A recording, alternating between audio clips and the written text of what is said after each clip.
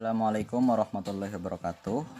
Perkenalkan, nama saya Faisal Akbar, NIM 19.0204.6024, kelas IF A4, mata kuliah Astronomi Bola, dosen pengampu babak Ihtirozuniam. Di sini saya akan menjelaskan tentang sudut waktu. Apa itu sudut waktu? Sudut waktu adalah lingkaran meridian. Ini lingkaran meridian yang berpotongan dengan lingkaran yang melewati benda langit, dalam kurung lingkaran waktu. Nah, ini dia lingkaran waktu. Jadi, sudut waktunya yaitu perpotongan antara lingkaran meridian dengan lingkaran waktu. Di sini sudut waktunya. Nah, untuk menggambar seperti ini, kita harus menggambar yang pertama lingkaran meridian. Setelah itu lingkaran horizon. Setelah itu lingkaran yang tegak lurus dengan lingkaran horizon. Ini. Nah, setelah itu kita cari utara, timur, selatan, baratnya. Di sini utara, timur, selatan, barat. Dan di atas lingkaran horizon yaitu ada zenit dan di bawahnya ada nadir. Nah, perlu kita ingat karena kita berada di lintang selatan, maka benda langit yang terlihat di atas lingkaran horizon adalah benda langit bagian langit selatan. Maka dari itu, kutub lintang selatannya itu berada di sini. Apabila kita berada di lintang utara, maka kutub lintang utaranya berada di sini. Nah, di sini kita buat kutub lintang selatan. Nah, setelah itu di sini kutub lintang utara. Lalu setelah itu kita menggambar lingkaran yang tegak lurus dengan lingkaran waktu, yaitu lingkaran ekuator di sini. Nah, karena sudut waktunya di sini, jarak antara zenit dengan lingkaran horizon itu adalah H. Misal benda langitnya di sini ya, kita gambar benda langitnya di sini. Nah, berarti jarak antara sini ke sini adalah dari sini yaitu 90 dikurangi H. Nah, setelah itu jarak antara sini ke sini yaitu 90 dikurangi deklinasi. Nah, lalu jarak antara sini yaitu 90 dikurangi lintang tempat. Ini sudah menjadi segitiga bola. Lalu tinggal kita perjelas saja. Perjelas segitiga bolanya yaitu di sini. Nah, di sini sudut waktunya kita buat titik A, di sini B, di sini C. Itu jarak antara A ke B yaitu 90 dikurangi deklinasi.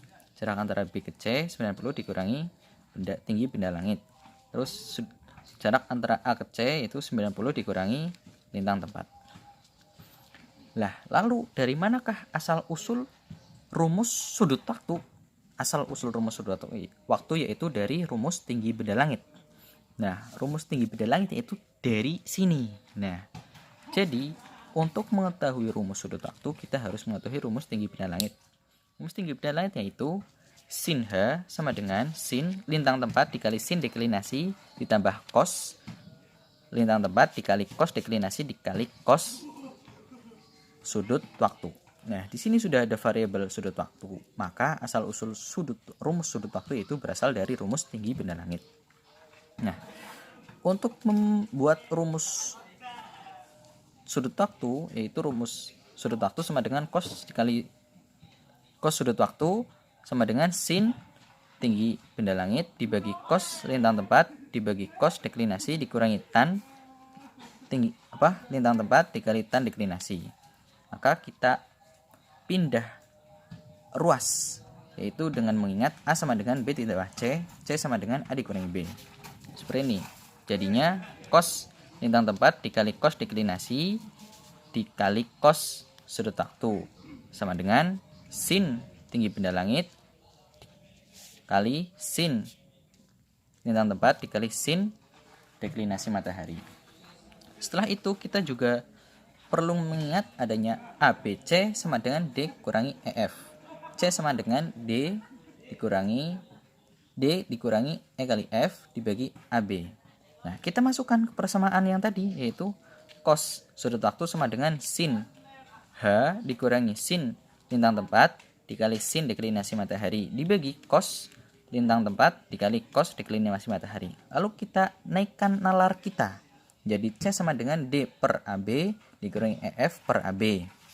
Yaitu cos sudut waktu sama dengan sin tinggi benda langit dibagi cos lintang tempat dikali cos deklinasi dikurangi sin lintang tepat dikali sin deklinasi dibagi cos deklinasi cos lintang tepat dikali cos deklinasi. Nah, lalu untuk menuliskannya di dalam kalkulator menjadi seperti ini. Cos sudut waktu sama dengan sin tinggi benda langit dibagi cos lintang tempat dibagi cos deklinasi dikurangi tan lintang tempat dikali tan deklinasi matahari. Mengapa menjadi tan? Karena sin lintang tepat dibagi cos lintang tempat sama dengan tan lintang tempat, dan sin deklinasi dibagi cos deklinasi sama dengan tan deklinasi. Lalu kita langsung saja ke contoh perhitungannya. Contoh perhitungannya yaitu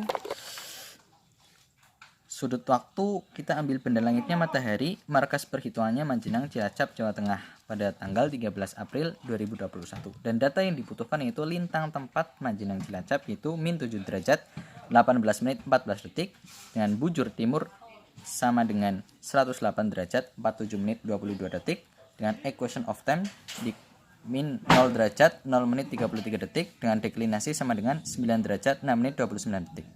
Lalu untuk mencari awal waktu sholat asar, yang pertama adalah jarak zenit. Dengan rumus ZM sama dengan deklinasi dikurangi lintang tempat, itu 9 derajat 6 menit 29 detik dikurangi min 7 derajat 18 menit 14 detik, sama dengan 16 derajat 24 menit 43 detik. Setelah itu, setelah mencari jarak zenit, kita tinggal mencari tinggi bendanya matahari, yaitu cotan H. Dengan rumus cotan H dikurangi sama dengan tan ZM ditambah 1 sama dengan tan 16 derajat 24 menit 43 detik ditambah 1 sama dengan 37 derajat 41 menit 6,51 detik. Lalu setelah mencari tinggi benda, kita tinggal mencari sudut waktunya. Nah, di sini contoh perhitungannya yaitu dengan rumus cos TO sama dengan sin H dibagi cos lintang tepat dibagi cos deklinasi dikurangi tan lintang tepat dikali tan deklinasi. Hasilnya itu 49 derajat 51 menit 13,41 detik. Nah, tinggal mencari waktu asarnya dengan rumus 12 ditambah sudut waktu dikurangi equation of time ditambah bujur daerah dikurangi bujur tempat dibagi 15 dengan hasil 15 derajat 4 menit 48,42 detik adalah waktu sholat asar di markas Manjenang, Cilacap, Jawa Tengah. Sekian presentasi dari saya, kurang lebihnya mohon maaf. Wassalamualaikum warahmatullahi wabarakatuh.